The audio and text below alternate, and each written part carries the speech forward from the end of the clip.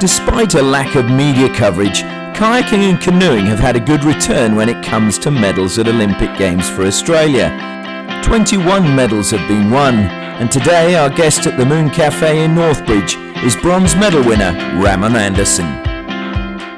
Well, Ramon, the first question that we've been asking everyone is, was canoeing or kayaking always your Olympic sport, or was it always your sport, or did you? No, I used to be a soccer player. It was my main sport as a kid. I mean, I played cricket and hockey and a few other sports, but soccer was the main one. You know, made a couple of state teams, junior teams, and played in the state league with Morley Windmills back in the day when they used to be in the state league. And kayaking took over. I mean, I did a bit of kayaking at school. I went to a high school, Governor Stirling High School, which was out Midland Way on the Swan River, and kayaking was a fairly integral part of the phys ed program, and I sort of really took it up to do the Avon descent, and then sort of fell in love with it.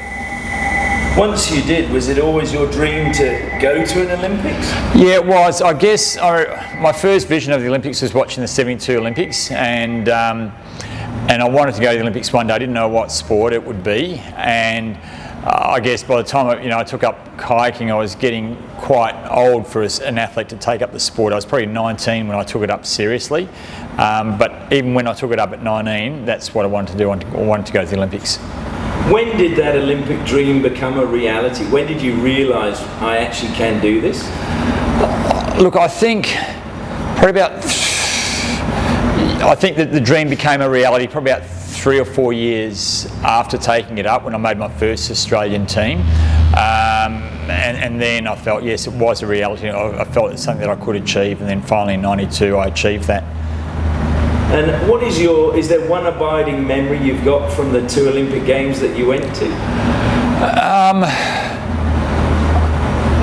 I guess for me, the first Games is, I wouldn't say the most memorable, but it's something that you've dreamt with, and everything there felt bigger and better and everything. And for me, you know, obviously apart from winning the medal, it was the way they lit the cauldron in '92 with the archer sort of shooting the arrow and igniting the cauldron that way, and that's pretty firmly etched in my memory. But I must also say, when Muhammad Ali lit the cauldron in '96, I still remember sort of filming that from the down on the ground there, and just shaking with emotion, just, you know, because I mean, he was probably, a lot of athletes, you know, he was probably their idol, and to see him sort of light the flame that year too was very, very memorable.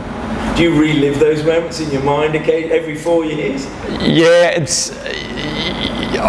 I think as I get older I don't relive them as much, but every time the games come around I relive them, and yeah, you do sort of that they come back, yeah. Obviously, once an Olympian, always an Olympian. When does that sink in, and has it taken time, and has it even sunk in now?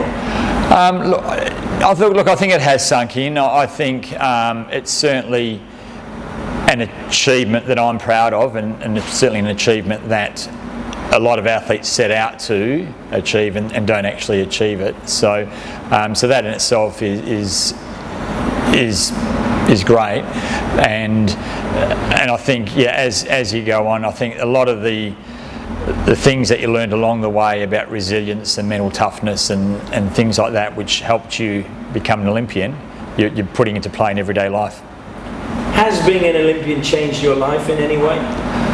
I'm sure, look, it has. I was very fortunate at the time to get a job with Australia, well, basically a job where they paid me to train. That was with Australia Post back in the 90s when they had the Olympic Job Opportunities program.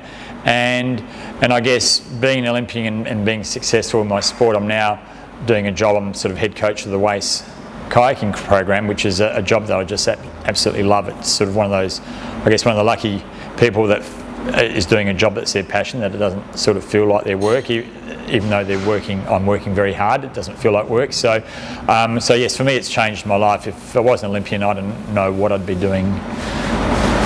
Now, we asked you to bring something from your Olympic Games that was special. Can you tell us what you've brought and why? Yeah, look, I brought my medal. I think for me, I guess this is I guess, a symbol of all the hard work and commitment, dedication, and all that I'd sort of put in over many years, and it's not only, sometimes it's the end journey. The end journey, it's always great to achieve this at the end of my journey, or during my journey, but I think the important stuff, for whether it's an athlete or whatever, it's the journey, and that's where I think a lot of your memories are, because that's where you forge a lot of those partnerships and those relationships, and a lot of the skills that you put into play later in life. Because as we're being reminded even now at the Olympics, watching them on TV, not everyone that goes into an event is going to achieve their goal of winning a medal or whatever their target might be for that particular event. But at least if they've savoured that journey and learned along the way, I think you grow from that. You mentioned obviously discipline is a big part of achieving an Olympic goal. One of those things is what you can eat and what you can't eat. Now we're in the Moon Cafe. Was there any food that you had to avoid when you were training, or that was hard?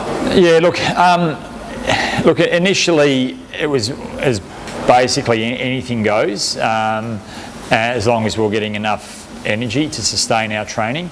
I had a bit of a hiccup sort of in that period between 92 and 96 games, when I became quite ill with chronic fatigue syndrome, and with that, I found out that I had some intolerances to certain foods, like sort of dairy, soy, wheat in particular, grains, and I ended up having to change my diet a fair bit to account for those intolerances.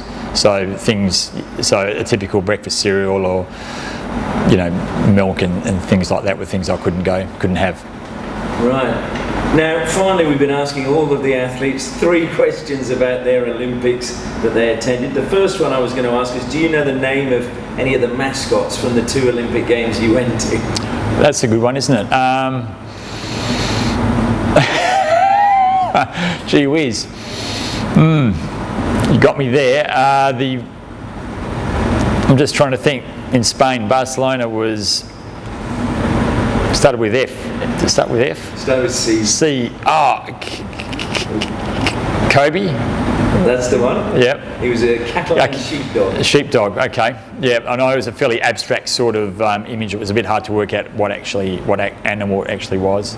Yeah, and Izzy was a computerised figure in Atlanta. Oh, that's right. Okay, that one comes back to me now. Yep. Now, which games that you attended did Australia finish higher on the medal tally table? Can you remember? Yeah, in Atlanta. Do you know where they finished? It was 7th. Bang on, 7th. 9 gold, 9 silver, 23 bronze. That was just, Barcelona and Atlanta was the start of our ascendancy back into winning a lot of medal, or a reasonable amount of medals at the games. Sort of that lean years of the late 70s and early 80s. Yeah.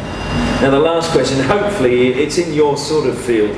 What was special about the slalom canoeing event at the 1992 Games? It was the first, slalom had been reintroduced back into the Games after debuting in Munich. It sort of went back out and it came back in. It's been in ever since, and from all accounts it's been a real hit. Absolutely correct. Ramon Andersson, thank you very much for catching up with us. Great, thanks Ashley. Pleasure.